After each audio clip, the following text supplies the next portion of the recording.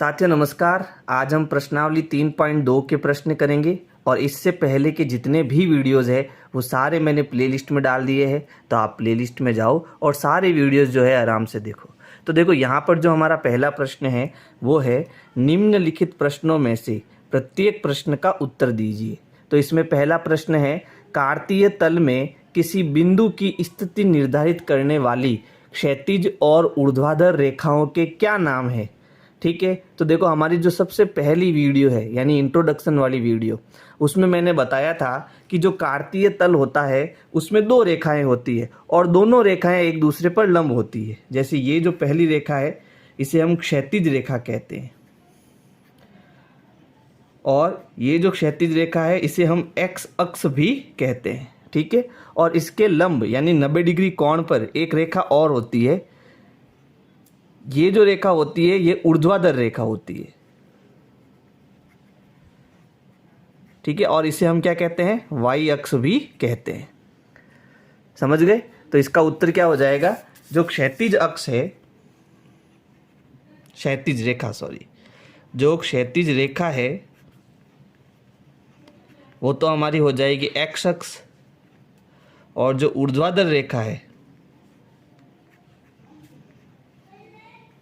वो हमारी क्या हो जाएगी, वाई अक्ष। दूसरा प्रश्न है इन दो रेखाओं से बने तल के प्रत्येक भाग के नाम बताइए। यानी जो ये हम एक्स अक्ष और वाई अक्ष ले रहे हैं, ठीक है, तो इससे कितने तलों का निर्माण हो रहा है। ठीक है, उसका क्या नाम है वो हमें बताना है। जैसे यहाँ पर देखो इसमें 4 भाग बन रहे हैं, ये पहला भाग, ये दूसरा भाग, ये तीसरा भाग और ये चौथा भाग।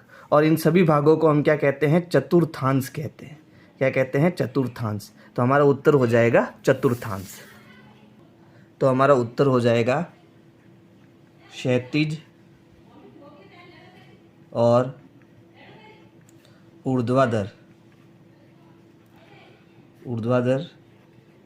रेखाओं द्वारा बनाए गए प्रत्येक भाग को चतुर्थांश कहते हैं, चतुर्थांश कहते हैं। प्रश्न 3 है उस बिंदु का नाम बताइए जहां ये दो रेखाएं प्रतिच्छेद करती है। ठीक है, तो देखो जब क्षैतिज अक्ष और ऊर्ध्वाधर अक्ष दोनों एक दूसरे पर 90 डिग्री का कोण बनाते हुए होती है तो केवल और केवल एक बिंदु पर ये दोनों एक दूसरे को काटती है। तो इस बिंदु का जो नाम है वो क्या है, मूल बिंदु। तो हमारा उत्तर क्या हो जाएगा, मूल बिंदु हो जाएगा। तो यहाँ लिखेंगे जहां क्षैतिज अक्ष तथा ऊर्ध्वाधर अक्ष प्रतिच्छेद करती है उस बिंदु को मूल बिंदु कहते हैं, मूल बिंदु कहते हैं।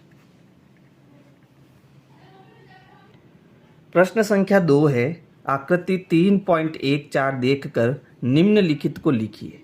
यानी यहाँ पर जो है एक कार्तीय तल है और इसके अंदर जो हमें कुछ बिंदु दे रखे हैं, इन बिंदुओं के हमें क्या बताने हैं, निर्देशांक। तो देखो किसी भी बिंदु के निर्देशांक कैसे बताते हैं, तो यहाँ पहला है बी बिंदु का निर्देशांक हमें बताना है। ठीक है, तो इसके लिए आपको क्या करना है, मूल बिंदु से पहले एक्स अक्ष पर चलना है और फिर वाई अक्ष पर चलना है। यानी पहले क्षैतिज चलना है, अगर बिंदु इधर है तो इधर चलना है, बिंदु इधर है तो इधर चलना है। कहाँ से चलना है, मूल बिंदु से। अगर बिंदु ऊपर है तो ऊपर जाना है और बिंदु नीचे है तो नीचे जाना है। यानी पहले क्षैतिज चलना है फिर ऊर्ध्वाधर चलना है। ठीक है, तो यहाँ पर बात हो रही है बिंदु बी की। तो ये बिंदु बी कहाँ है, तो मूल बिंदु से हम बाईं ओर जाएंगे। कहाँ तक जाएंगे, जहाँ पर ये बिंदु है। तो ये बिंदु कहाँ है, -5 पर है। यानी एक्स अक्ष पर ये कहाँ पर है, -5 पर है। अब -5 से कितना ऊपर है, तो ऊपर की ओर जाएंगे तो देखो ये कहाँ पर आया, +2 पर आया।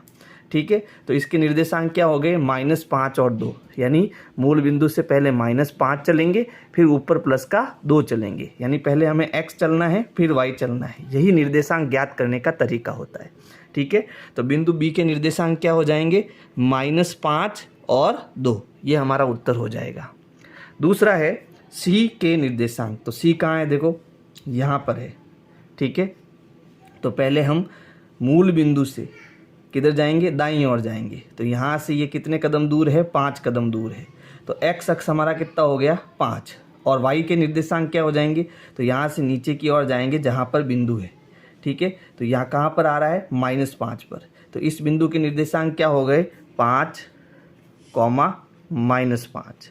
तीसरा है निर्देशांक -3 और -5 द्वारा पहचाना गया बिंदु कौन सा है, ये हमें बताना है कि ये -3 और -5 किसके निर्देशांक है।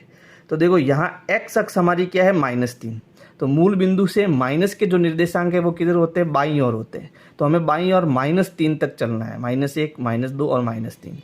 फिर हमें y कितना जाना है, -5, और माइनस का 5 नीचे की ओर होता है, ठीक है। तो हम 5 कदम नीचे जाएंगे। तो ये बिंदु हमें कौन सा मिलेगा, बिंदु ई मिलेगा, ठीक है।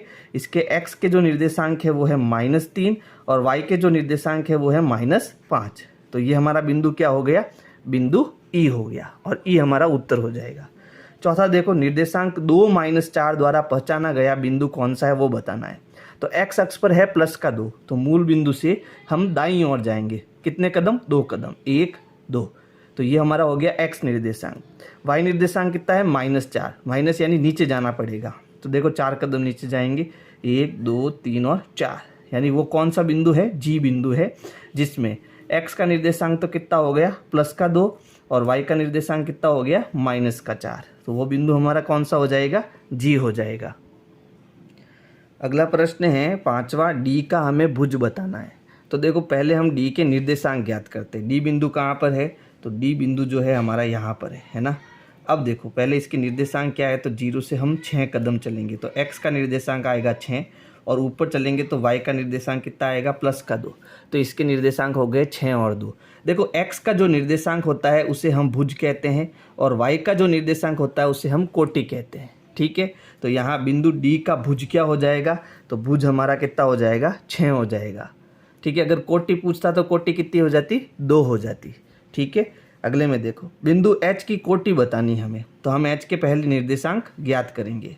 तो यहाँ मूल बिंदु से इधर ये कितना कदम जा रहा है, -5 जा रहा है एक्स पर, और वाई पर नीचे कितना जा रहा है, -3 जा रहा है। तो एक्स निर्देशांक हो गया -5 और वाई निर्देशांक हो गया -3, और भुज हमारा क्या होता है, एक्स, और कोटि हमारी क्या होती है, वाई। तो कोटि कितनी हो जाएगी, -3 हो जाएगी। अगले प्रश्न में हमें बिंदु एल के निर्देशांक बताने हैं। तो देखो एल कहाँ है, यहाँ पर है एल बिंदु, ठीक है। तो यहाँ पर देखो पहले हम एक्स चलेंगे। अब देखो एक्स पॉइंट कहाँ है, यहाँ पर है। तो ना तो पॉइंट यहाँ जा रहा है ना उधर जा रहा है, यानी 0 पर ही है। तो एक्स का जो निर्देशांक है वो हमारा क्या हो गया, 0।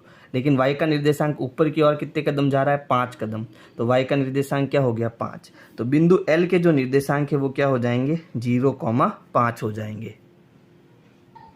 अंतिम है बिंदु m के निर्देशांक। तो यहाँ देखो m हमारा यहाँ पर है ना।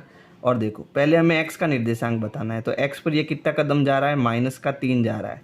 लेकिन y पर ना तो ऊपर जा रहा है ना नीचे जा रहा है। इसका मतलब y पर ये कहाँ पर है, 0 पर ही है। तो इसके निर्देशांक क्या हो गए, -3,0। तो ये प्रश्नावली हमारी कंप्लीट हुई। अगर मेरी वीडियोज़ आपको पसंद आई तो लाइक करो, सब्सक्राइब करो, शेयर करो, कमेंट करो। Thank you. विनय क्लासेज की प्लेलिस्ट के लिए आपको YouTube के सर्च में जाना है, ऊपर लिखना है विनय क्लासेज और सर्च करना है। इसमें आपको मेरा चैनल दिखाई देगा, चैनल में आपको जाना है। इसके बाद में यहाँ पर देखो होम, वीडियोज़ और प्लेलिस्ट का ऑप्शन है। तो इस प्रकार से आप मेरी प्लेलिस्ट पा सकते हैं।